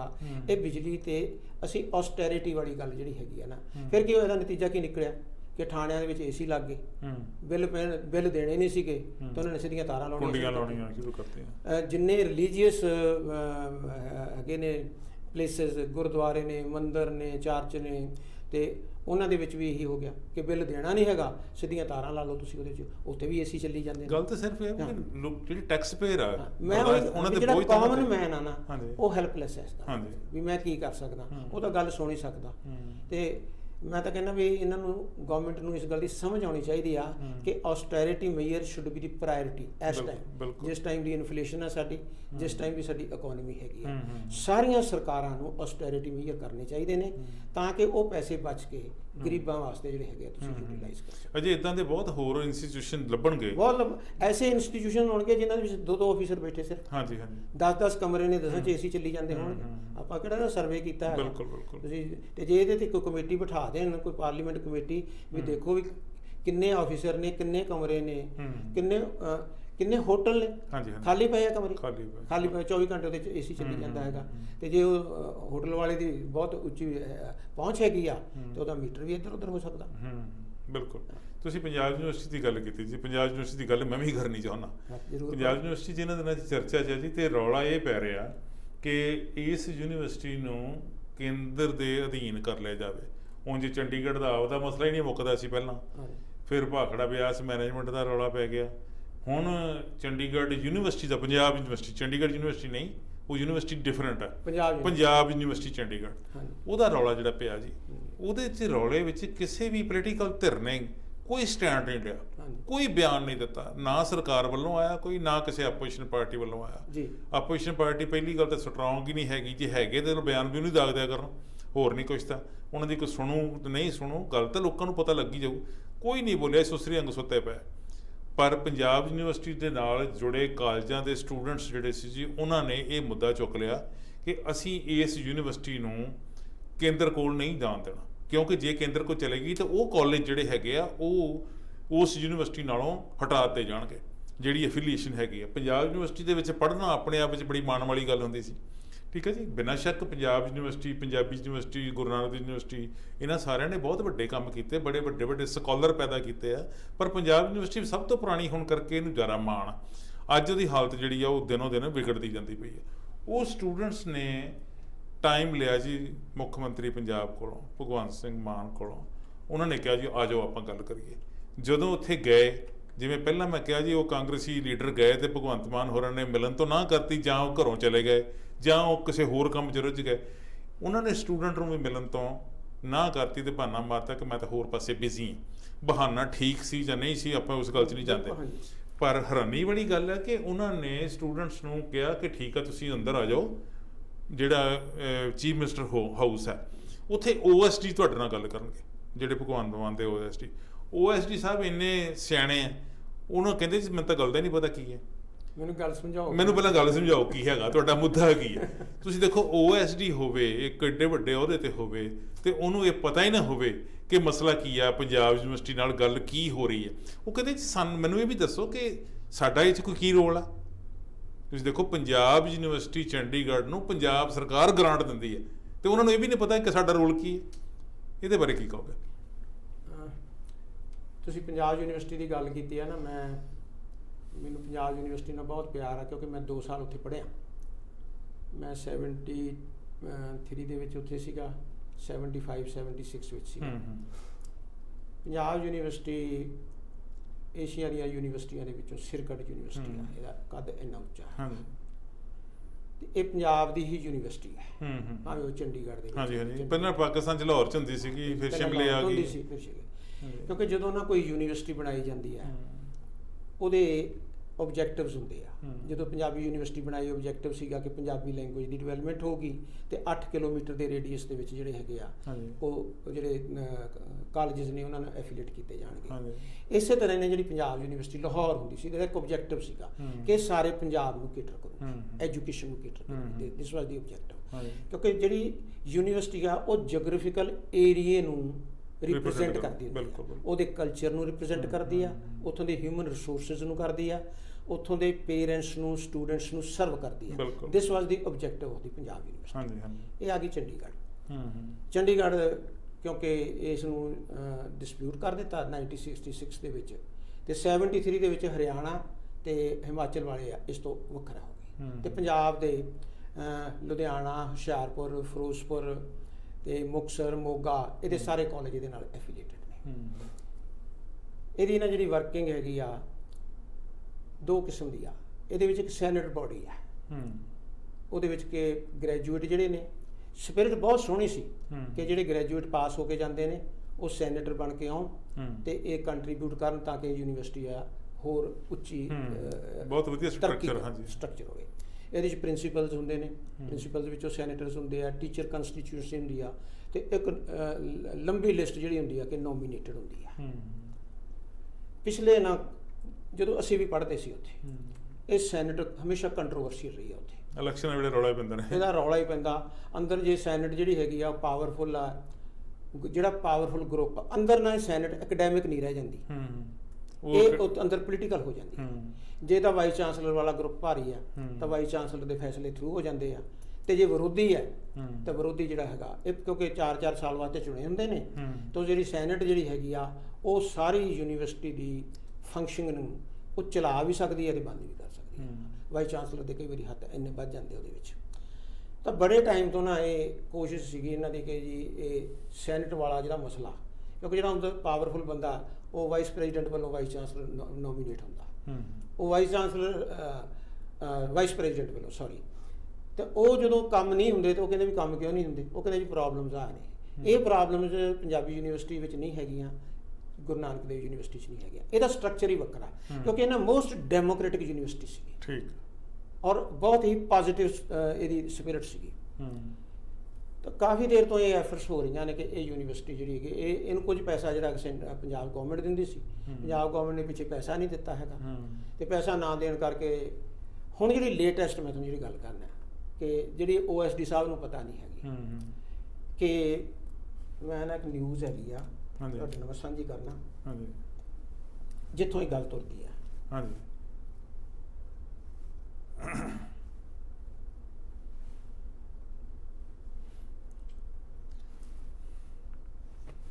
ਇਹ ਨਿਊਜ਼ ਨਾ ਹਿੰਦੁਸਤਾਨ ਟਾਈਮਜ਼ ਮਈ 24 ਨੂੰ ਲੱਗਦੀ ਹੈ। ਉਹ ਕਹਿੰਦੇ the Punjab and Haryana high court has directed the central government to consider conversion of Punjab university into central university. 24 ਮਈ ਨੂੰ ਇਹ ਨਿਊਜ਼ ਆਉਂਦੀ ਆ। ਹਾਂਜੀ, OSD ਸਾਹਿਬ ਨੇ ਪੜ੍ਹੀ ਨਹੀਂ। ਪ੍ਰੋਸੀਜਰ ਕੀ ਹੁੰਦਾ ਗਵਰਨਮੈਂਟ ਦਾ ਕਿ ਜਿੰਨੀਆਂ ਨਿਊਜ਼ ਆਉਂਦੀਆਂ ਨੇ ਇਹਨਾਂ ਦੀਆਂ ਕਲਿੱਪਿੰਗਸ ਨੇ ਉਹ ਮਿਨਿਸਟਰ ਦੇ ਟੇਬਲ ਤੇ ਜਾਂਦੀਆਂ ਹੁੰਦੀਆਂ। ਬਿਲਕੁਲ, ਇਹ ਨਿਊਜ਼ ਹਿੰਦੁਸਤਾਨ ਟਾਈਮਜ਼ ਦੀ ਉਹਨਾਂ ਦੇ ਟੇਬਲ ਤੇ ਗਈ ਹੋਊਗੀ, ਮਿਨਿਸਟਰ ਦੇ ਵੀ ਗਈ ਹੋਊਗੀ। ਚੰਡੀਗੜ੍ਹ ਤੋਂ ਨਿਕਲਦੀ ਹੈ ਅਖਬਾਰ। ਹਾਂਜੀ, ਚੰਡੀਗੜ੍ਹ ਤੋਂ ਵੀ ਇਸ਼ੂ, ਚੰਡੀਗੜ੍ਹ ਤੋਂ ਅਖਬਾਰ ਨਿਕਲਦੀ ਹੈਗੀ, ਸਾਰੇ ਅਖਬਾਰਾਂ 'ਚ ਲੱਗੀ ਹੋਈ, ਤਾਂ ਮੈਂ ਇੱਕ ਹੀ ਅਖਬਾਰ ਦੇਖ ਰਿਹਾ ਸੀ। ਇਹ ਐਜੂਕੇਸ਼ਨ ਮਿਨਿਸਟਰ ਜਿਹੜੇ ਹੈਗੇ ਉਹਨਾਂ ਦੇ ਟੇਬਲ ਤੇ ਵੀ ਗਈ ਹੋਊ, ਐਜੂਕੇਸ਼ਨ ਸੈਕਟਰੀ ਨੂੰ ਵੀ ਇਸ ਗੱਲ ਦਾ ਪਤਾ ਹੋਊਗਾ, ਕਿਉਂਕਿ ਇਹ ਅਰਜੈਂਟ ਹੈਗੀ ਆ, ਇਹ ਇਮੀਡੀਏਟਲੀ ਚੀਫ ਮਿਨਿਸਟਰ ਦੇ ਟੇਬਲ ਤੇ ਜਾਣੀ ਚਾਹੀਦੀ। ਬਿਲਕੁਲ, ਔਰ ਕੋਰਟ ਦੇ ਆਰਡਰ ਹੈ ਇਸ ਤਰੀਕੇ ਦੇ। ਹਾਂਜੀ, ਕੁਝ ਵੀ ਹੋ ਸਕਦਾ। ਦੂਸਰੀ ਗੱਲ ਜਿਹੜੀ ਮੈਂ ਦੇਖ ਰਿਹਾ ਸੀ, ਕੋਰਟ ਨੇ ਕਿਹਾ 30 ਅਗਸਤ ਤੱਕ ਸੈਂਟਰਲ ਗਵਰਨਮੈਂਟ ਨੂੰ ਕਹਿਤਾ ਕਿ ਇਹਦਾ ਜੀ ਸਟੇਟਸ ਬਣਾ ਦਿਓ। ਤੁਹਾਡੀ ਗੱਲ ਬਿਲਕੁਲ ਦਰੁਸਤ ਆ ਵੀ ਸਾਰੇ ਸੁੱਤੇ ਹੋਏ ਨੇ। ਜਦੋਂ ਕੋਰਟ ਇੰਟਰਵੀਨ ਕਰਦੀ ਹੈ ਤਾਂ ਪੋਲੀਟੀਕਲ ਪਾਰਟੀਆਂ ਨੂੰ ਤੇ ਗਵਰਨਮੈਂਟਸ ਨੂੰ ਬਹੁਤ ਸਤਰਕ ਹੋਣਾ ਚਾਹੀਦਾ, ਕਿਉਂਕਿ 30 ਅਗਸਤ ਤੋਂ ਬਾਅਦ ਕੋਈ ਡਿਸੀਜਨ ਆ ਜਾਏ ਉਸ ਤੋਂ ਬਾਅਦ ਤਾਂ ਤੁਸੀਂ ਅਪੀਲ ਪੂਰਵ ਨਹੀਂ ਕਰ ਸਕਦੇ। ਹੁਣ ਤਾਂ ਕੇਵਟ ਪੈ ਸਕਦੀ ਹੈ, ਤੁਸੀਂ ਆਪਦੀ ਗੱਲ ਕਹਿ ਸਕਦੇ ਹੋ, ਪਰ ਜੇ ਚੀਫ ਮਿਨਿਸਟਰ ਆਫਿਸ ਨੂੰ ਇਸ ਗੱਲ ਦਾ ਪਤਾ ਹੀ ਨਹੀਂ ਹੈਗਾ ਤਾਂ ਮੈਨੂੰ ਲੱਗਦਾ ਕਿ ਬਹੁਤ ਵੱਡੀ ਲੈਪਸ ਹੈ on the part of the education the. Main ਗੱਲ ਐਜੂਕੇਸ਼ਨ ਦੀ। ਜਿਹੜੀ ਗੱਲ ਕਹਿੰਦੇ ਵੀ ਸੀ ਐਜੂਕੇਸ਼ਨ ਬਹੁਤ ਵਧੀਆ ਕਰ ਦਿਆਂਗੇ ਇਹ, ਹਾਂਜੀ ਹਾਂਜੀ, ਤੇ ਜੇ ਏਡੀ ਵੱਡੀ ਲੈਪਸ ਯੂਨੀਵਰਸਿਟੀ ਤੁਹਾਡੇ ਹੱਥੋਂ ਨਿਕਲ ਜਾਏ ਤੇ ਇਹਦੇ 'ਚ ਇਹ ਹੈਗੀ ਆ। ਦੂਸਰੀ ਨਾ ਜਿਹੜੀ ਗੱਲ ਮੈਂ ਇੱਥੇ ਸ਼ੇਅਰ ਕਰਨਾ ਚਾਹਣਾ, ਕਿਉਂਕਿ ਪੰਜਾਬ ਯੂਨੀਵਰਸਿਟੀ ਨਾਲ ਬਹੁਤ ਲੋਕ NRIs ਵੀ ਨੇ ਜਿੱਥੇ ਜਿਹੜੇ ਪੜ੍ਹੇ ਹੋਏ ਨੇ, ਕਿ ਇੱਕ ਟੀਚਰ ਹਾਈ ਕੋਰਟ ਵਿੱਚ ਜਾਂਦੇ ਨੇ। ਹਾਂਜੀ, ਕਿ ਜੀ ਮੇਰੀਆਂ ਸਰਵਿਸ ਕੰਡੀਸ਼ਨ ਜਿਹੜੀਆਂ ਹੈਗੀਆਂ ਨੇ 60 ਸਾਲ ਦੀ ਉਮਰ 'ਚ ਰਿਟਾਇਰਮੈਂਟ ਹੁੰਦੀ ਆ, 60 ਤੋਂ ਜਦੋਂ 62 ਹੁੰਦੀ ਸੀਗੀ ਉਦੋਂ ਹਾਈ ਕੋਰਟ 'ਚ ਜਾਣਾ ਪੈਂਦਾ ਸੀਗਾ, ਕਿਉਂਕਿ 60 ਸਾਲ ਦੀ ਪੰਜਾਬ ਗਵਰਨਮੈਂਟ ਦੀ ਆ ਜਿਹੜੇ ਏਡਡ ਕਾਲਜਸ ਨੇ, ਤੇ 60 ਸਾਲ ਦੀ ਇੱਥੇ ਸੀਗੀ, ਕਿਉਂਕਿ ਦੋਨਾਂ ਦਾ ਪੈਟਰਨ ਇੱਕੋ ਸੀਗਾ। 60 ਜਿਹੜੀ ਸੀਗੀ ਪੰਜਾਬੀ ਯੂਨੀਵਰਸਿਟੀ ਸੀ, ਪਿੱਛੇ ਜੇ ਸੈਂਟਰਲ ਯੂਨੀਵਰਸਿਟੀ ਨੇ 62 ਕਰਤੀ, ਫਿਰ ਉਹਨਾਂ ਨੇ 65 ਕਰਤੀ, ਤੇ ਜਿਹੜਾ EMPLOYEE ਹੈਗਾ ਨਾ ਉਹ ਕਹਿੰਦਾ ਵੀ ਫਿਰ ਮੈਂ ਸੈਂਟਰਲ ਯੂਨੀਵਰਸਿਟੀ ਬਣਾ ਲੈਣਾ ਤੇ ਮੈਂ ਤਾਂ 65 ਸਾਲ ਤੱਕ ਨੌਕਰੀ ਕਰੂੰਗਾ। ਅਜੇ ਤੱਕ ਕੀ ਹੋ ਰਿਹਾ ਸੀ, ਉਹਦਾ ਇੰਟਰਸਟ ਇਦਾਂ ਦਾ ਬਣ ਗਿਆ। ਅਜੇ ਤੱਕ ਜੋ ਸੈਂਟਰਲ ਗਵਰਨਮੈਂਟ ਦਾ ਸਟੈਂਡ ਸੀਗਾ ਉਹ ਇਹ ਸੀਗਾ ਕਿ this is interstate body corporate, ਜੋ ਇਹਨਾਂ ਨੇ 2016 ਚ ਹਾਈ ਕੋਰਟ ਦੇ ਵਿੱਚ ਵੀ ਲਿਆ ਹੈਗਾ ਵੀ ਇਹ ਸਟੇਟਾਂ ਦਾ ਮਸਲਾ ਹੈਗਾ, ਸੈਂਟਰਲ ਗਵਰਨਮੈਂਟ ਇੰਟਰਵੀਨ ਨਹੀਂ ਸੀ ਕਰਨਾ ਚਾਹੁੰਦੀ। ਹੁਣ ਮੈਨੂੰ ਲੱਗਦਾ ਕਿ ਇੱਕ ਕੈਲਕੂਲੇਟਡ ਰਿਸਕ ਹੋ ਸਕਦਾ। ਨਹੀਂ ਜੀ, ਪਿੱਛੇ ਜਿਹੜੇ ਹੋਮ ਮਿਨਿਸਟਰ ਇੱਥੇ ਆਏ ਉਹਨਾਂ ਨੇ ਇਹ ਅਨਾਉਂਸਮੈਂਟ ਜਦੋਂ ਕੀਤੀ ਸੀਗੀ ਤੇ ਉਹਨਾਂ ਨੇ ਆਮ ਤਾਂ ਕਿਹਾ ਸੀ ਕਿ ਮੁਲਾਜ਼ਮਾਂ ਨੂੰ ਬਹੁਤ ਵੱਡਾ ਫਾਇਦਾ ਹੋਣਾ। ਇਹੀ ਕਨਫਲਿਕਟ ਹੋ ਗਿਆ ਕਿ ਸੈਂਟਰਲ ਗਵਰਨਮੈਂਟ ਦੇ EMPLOYEES ਵਾਲਾ ਪੈਕੇਜ ਜਿਹੜਾ ਹੈ ਉਹ ਪੰਜਾਬ ਯੂਨੀਵਰਸਿਟੀ ਦੇ EMPLOYEES ਨੂੰ ਨਹੀਂ ਮਿਲ ਰਿਹਾ। ਹਾਂਜੀ ਹਾਂਜੀ, ਉਹ ਸਿਰਫ ਉਹਨਾਂ ਨੂੰ ਚਾਹੁੰਦੇ ਆ ਮਿਲੇ ਸਾਨੂੰ, ਉਹ ਕਹਿੰਦੇ ਹੁਣ ਸਾਨੂੰ ਮਿਲੇ। ਉਹਦੇ 'ਚ ਵੀ ਫਿਰ ਦੋ ਧਿਰਾਂ ਨੇ, ਜਿਹੜੇ ਤਾਂ ਟੀਚਰਸ ਨੇ ਉਹ ਤਾਂ ਕਹਿੰਦੇ ਚਲੋ 65 ਸਾਲ ਤੱਕ ਅਸੀਂ ਜੌਬ ਕਰਾਂਗੇ, ਪਰ ਨਾਨ ਟੀਚਿੰਗ 65 ਨਹੀਂ ਹੈ। ਹੁਣ 1500-1700 EMPLOYEES ਜਿਹੜਾ ਨਾਨ ਟੀਚਿੰਗ ਆ ਉਹਨਾਂ ਨੇ ਆਪਦੇ ਸਿਗਨੇਚਰ ਕੰਪੇਨ ਕੀਤੀ ਹੈਗੀ, ਤਾਂ ਉਹਨਾਂ ਨੇ ਕਿਹਾ ਵੀ ਇਹ ਗਲਤ ਹੋ ਰਿਹਾ ਹੈਗਾ। ਦੂਸਰੇ ਪਾਸੇ ਜਿਹੜੇ ਸਟੂਡੈਂਟਸ ਨੇ ਉਹ ਜ਼ਿਆਦਾ ਸਤਰਕ ਨੇ। ਹਾਂਜੀ, ਸਟੂਡੈਂਟਸ ਨੇ ਕਿਹਾ ਸੀ ਮੈਂ national student union of India, ਇੱਕ ਪੰਜਾਬ ਸਟੂਡੈਂਟ ਯੂਨੀਅਨ ਲਲਕਾਰ ਗਰੁੱਪ ਹੈ ਕੋਈ, ਇੱਕ ਸਟੂਡੈਂਟਸ ਫਾਰ ਸੁਸਾਇਟੀ, ਇਹ ਸਾਰੇ ਇਕੱਠੇ ਹੋ ਕੇ ਦੇਖੋ ਨਾ, ਮੈਂ ਸਾਰਾ ਵੀਡੀਓ ਦੇਖ ਰਿਹਾ ਸੀਗਾ ਕਿ ਬੱਚੇ ਆ ਰਹੇ ਨੇ ਆਪਦਾ ਇੱਕ ਮੈਮੋਰੈਂਡਮ ਦੇਣ, ਹਾਂਜੀ, ਤੇ ਉਹਨਾਂ ਦੇ ਉੱਪਰ ਤੁਸੀਂ ਲਾਠੀ ਚਾਰਜ ਕਰੀ ਜਾਂਦੇ। ਹਾਂਜੀ ਹਾਂਜੀ, ਕਿਸੇ ਨੇ ਉਹਨਾਂ ਨਾਲ ਕਮਿਊਨੀਕੇਟ ਹੀ ਨਹੀਂ ਕੀਤਾ ਵੀ ਤੁਸੀਂ ਕੀ ਕਰ। ਉਹਨਾਂ ਨੂੰ ਲੱਗਿਆ ਕਿ ਕਿਉਂਕਿ ਸਟੂਡੈਂਟ ਨੇ ਇਹ ਹੱਲਾ ਗੁੱਲਾ ਕਰਨਗੇ, ਇਹਨਾਂ ਦੇ ਉੱਪਰ ਇਹਨਾਂ ਦਾ ਕੰਮ ਹੀ ਇਹ ਹੈ, ਇਹਨਾਂ ਦਾ ਕੰਮ ਹੀ ਆ ਕਿ ਉਹ ਇੱਕ ਸਟੇਟ ਦੀ, ਪੰਜਾਬ ਸਟੇਟ ਦੀ ਡਿਮਾਂਡ ਲੈ ਕੇ ਉੱਥੇ ਜਾ ਰਹੇ ਨੇ। ਉਹ ਕੋਈ ਆਪਦੀ ਮੰਗ ਨਹੀਂ ਲੈ ਕੇ ਜਾ ਰਹੇ, ਇਹ ਪੰਜਾਬ ਦੇ ਲੋਕਾਂ ਦੀ ਡਿਮਾਂਡ ਹੈਗੀ ਆ, ਇਹਦੇ ਨਾਲ ਹੀ ਚੰਡੀਗੜ੍ਹ ਜੁੜਿਆ ਹੋਇਆ। ਤਾਂ ਜਿਹੜੀ ਪੁਲਿਸ ਹੈਗੀ ਆ, ਪੁਲਿਸ ਆਫੀਸਰਸ ਹੈਗੇ ਨੇ, ਮੈਂ ਤਾਂ ਸਮਝਦਾ ਕਿ ਇਹ ਉਹਨਾਂ ਦੀ ਨੌਲੇਜ ਕੈਸੀ ਆ ਕਿ ਉਹ ਉਹਨਾਂ ਦੇ ਤੇ ਡੰਡੇ ਭਰਾ ਰਹੇ ਨੇ। ਮੈਂ 2 ਲੜਕੀਆਂ ਦੇਖ ਰਿਹਾ ਸੀ ਜਿਹੜੀਆਂ ਕਿ ਉੱਪਰੋਂ ਜਦੋਂ ਜਿਹੜਾ ਬੈਰੀਅਰ ਲਾਇਆ ਉਹਨਾਂ ਨੇ ਕ੍ਰਾਸ ਕੀਤਾ, ਉਹਨੂੰ ਲੱਤਾਂ ਫੜ ਕੇ ਪਿੱਛੇ ਸਿੱਟ ਰਹੇ ਨੇ। ਤਾਂ ਇਹ ਉਹੀ ਸਿਚੁਏਸ਼ਨ ਸੀ ਜਿਵੇਂ ਕੋਈ ਵਾਇਲੈਂਟ ਗਰੁੱਪ ਆਇਆ ਹੁੰਦਾ ਵੀ ਇਹਨਾਂ ਦੇ ਡੰਡੇ ਪਾ ਕੇ। ਤਾਂ ਇਹ communication gap between the students and the officers ਜਿਹੜਾ ਹੈਗਾ, ਇਹ ਜਿਹੜਾ ਹੈਗਾ ਅਸੀਂ ਚਰਚਾ ਸਾਡੀ ਚਰਚਾ ਦਾ ਜਿਹੜਾ ਸਬਜੈਕਟ ਸੀਗਾ ਜੀ ਉਹ ਸੀਗਾ ਕਿ ਸਰਕਾਰ ਓਬਵੀਅਸਲੀ ਬਹੁਤ ਹੈ, ਤੇ ਜਦੋਂ ਹੁਣ ਡੇਟ ਫਿਕਸ ਹੋ ਗਈ ਯੂਨੀਵਰਸਿਟੀ ਨੂੰ ਸਟੇਟਸ ਚੇਂਜ ਕਰਨ ਵਾਸਤੇ ਕੋਰਟ ਨੇ ਕਹਿ ਦਿੱਤਾ ਹੈਗਾ, ਫਿਰ ਤਾਂ ਬਹੁਤ ਜ਼ਿਆਦਾ ਐਕਟਿਵ ਹੋਣਾ ਚਾਹੀਦਾ ਸੀ ਭਗਵੰਤ ਮਾਨ ਨੂੰ। ਬਾਕੀ ਕੰਮ ਛੱਡ ਕੇ ਪਹਿਲਾਂ ਇਹ ਕਰਨਾ ਚਾਹੀਦਾ ਸੀਗਾ। ਫਿਰ ਉਹਨਾਂ ਨੂੰ ਇਹ ਵੀ ਹੁਣ ਉਸ ਤੋਂ ਬਾਅਦ ਹੀ ਪਤਾ ਲੱਗ ਜਾਣਾ ਚਾਹੀਦਾ ਕਿ ਮੇਰਾ ਆਫਿਸ ਕੀ ਹੈਗਾ, ਮੇਰੇ ਆਫਿਸ ਦੇ ਆਫੀਸਰ ਨੂੰ ਪਤਾ ਹੀ ਨਹੀਂ ਹੈ। 9-10 ਜੂਨ ਹੋ ਗਈ ਆ ਤੇ ਪੰਜਾਬ ਦੇ ਵਿੱਚ ਕੋਈ ਇਸ ਕਿਸਮ ਦੀ ਗਤੀਵਿਧੀ ਨਹੀਂ ਹੈਗੀ, ਨਹੀਂ ਤਾਂ ਪ੍ਰਿੰਸੀਪਲਸ ਦੀ ਮੀਟਿੰਗ ਕਰਨੀ ਚਾਹੀਦੀ ਸੀ। ਬਿਲਕੁਲ ਹੋਣੀ ਚਾਹੀਦੀ ਸੀ ਐਜੂਕੇਸ਼ਨ ਮਿਨਿਸਟਰ। ਔਰ ਹਾਂਜੀ, ਉਹ ਜਿਹੜੇ ਕਾਲਜ ਤੁਸੀਂ ਡਿਸਟ੍ਰਿਕਟ ਦੱਸੇ ਹੈਗੇ, ਹੁਸ਼ਿਆਰਪੁਰ, ਲੁਧਿਆਣਾ, ਫਿਰੋਜ਼ਪੁਰ, ਜਿੱਦਾਂ ਦੀ ਮੁਕਤਸਰ ਦੀ ਗੱਲ, ਉਹ ਕਾਲਜ ਜਿਹੜੇ ਹੈਗੇ ਜੀ ਉਹਨਾਂ ਦੇ ਉਹ ਸਟੂਡੈਂਟ ਵੀ ਔਰ ਉਹ ਟੀਚਰ ਵੀ ਇਸ ਗੱਲ ਤੇ ਇਕੱਠੇ ਹੋਣੇ ਚਾਹੀਦੇ ਆ ਕਿ ਸਟੇਟਸ ਨਾਲ ਚੀਜ਼ ਕੀਤਾ ਪੰਜਾਬ ਯੂਨੀਵਰਸਿਟੀ ਦਾ ਗ੍ਰੈਜੂਏਟ ਹੋਣਾ ਇੰਟਰਨੈਸ਼ਨਲ ਮਾਣ ਵਾਲੀ ਗੱਲ ਹੈ। ਬਿਲਕੁਲ ਮੈਂ ਪੰਜਾਬ ਯੂਨੀਵਰਸਿਟੀ ਦਾ ਗ੍ਰੈਜੂਏਟ, ਮੈਨੂੰ ਬਹੁਤ ਮਾਣ ਹੁੰਦਾ ਕਿ ਮੈਂ ਉੱਥੇ ਪੜ੍ਹ ਕੇ ਆਇਆ। ਬਿਲਕੁਲ ਉਸ ਤੁਸੀਂ ਮਾਣ ਨੂੰ ਕਿਉਂ ਘਟਾ ਰਹੇ ਹੋ? ਸਿਰਫ ਇਸ ਕਰਕੇ ਕਿ ਤੁਹਾਨੂੰ ਇਹ ਪਤਾ ਨਹੀਂ ਕਿ ਸਿਸਟਮ ਕਿੱਧਰ ਨੂੰ ਨੌਲੇਜ ਨਹੀਂ ਹੈਗੀ। ਕਿੰਨੇ ਸੈਨੇਟਰ ਬੈਠੇ ਨੇ, ਇਮੀਡੀਏਟਲੀ ਸੈਨੇਟਰਸ ਦੀ ਮੀਟਿੰਗ ਕਰਨੀ ਚਾਹੀਦੀ ਹੈ। ਅਜੇ ਤੱਕ ਨਹੀਂ ਹੋਈ ਜੀ, ਇਹ ਘਟਨਾ ਵਾਪਰੀ ਨੂੰ ਕਿੰਨੇ ਦਿਨ ਹੋ ਗਏ, ਅਜੇ ਤੱਕ ਨਹੀਂ। ਇਹ ਤਾਂ ਕੋਈ ਪਤਾ ਨਹੀਂ ਵੀ ਉੱਥੋਂ ਆਰਡਰ ਆ ਜਾਵੇ ਤੇ ਮੁੜ ਕੇ ਕਹਿ ਦੇਣ ਵੀ ਇਹ ਆਰਡਰ ਆ ਗਿਆ ਜੀ। ਇਹ ਉਹ ਵੀ ਫਿਰ ਟ੍ਰਾਂਸਲੇਸ਼ਨ ਕਰਾਉਂਦੇ ਫਿਰਨਗੇ ਵੀ ਆ ਕੀ ਲਿਖਿਆ। ਬਹੁਤ ਮਿਹਰਬਾਨੀ ਪ੍ਰੋਫੈਸਰ ਤੁਹਾਡੀ, ਤੁਸੀਂ ਸਮਾਂ ਕੱਢਿਆ ਔਰ ਬੜੀਆਂ ਵਧੀਆ ਜਿਹੜੀਆਂ ਆਪਦੀਆਂ ਗੱਲਾਂ ਰੱਖੀਆਂ। ਮੇਰੇ ਜਿਹੜੇ ਸਵਾਲ ਸੀ ਉਹਨਾਂ ਦੇ ਜਵਾਬ ਬੜੇ ਵਧੀਆ ਤਰੀਕੇ ਨਾਲ ਦਿੱਤੇ ਹੈਗੇ। ਤੁਹਾਡੀ ਬੜੀ ਮਿਹਰਬਾਨੀ। ਆਉਣ ਵਾਲੇ ਸਮੇਂ 'ਚ ਅਸੀਂ ਹੋਰ ਨਵੇਂ ਸਬਜੈਕਟ, ਨਵੀਆਂ ਜਿਹੜੀਆਂ ਕੋਈ ਘਟਨਾਵਾਂ ਨੈਸ਼ਨਲ ਇੰਟਰਨੈਸ਼ਨਲ ਲੈਵਲ 'ਤੇ ਵਾਪਰਨਗੀਆਂ ਜਾਂ ਵਾਪਰਦੀਆਂ ਰਹਿੰਦੀਆਂ, ਉਹਨਾਂ 'ਤੇ ਤੁਹਾਡੇ ਵਿਚਾਰ ਲਵਾਂਗੇ। Thank you very much. Thank you very much. ਪਿਆਰ ਭਰੀ ਸਤਿ ਸ਼੍ਰੀ ਅਕਾਲ ਸਾਰੇ ਵਿਊਅਰਸ ਨੂੰ।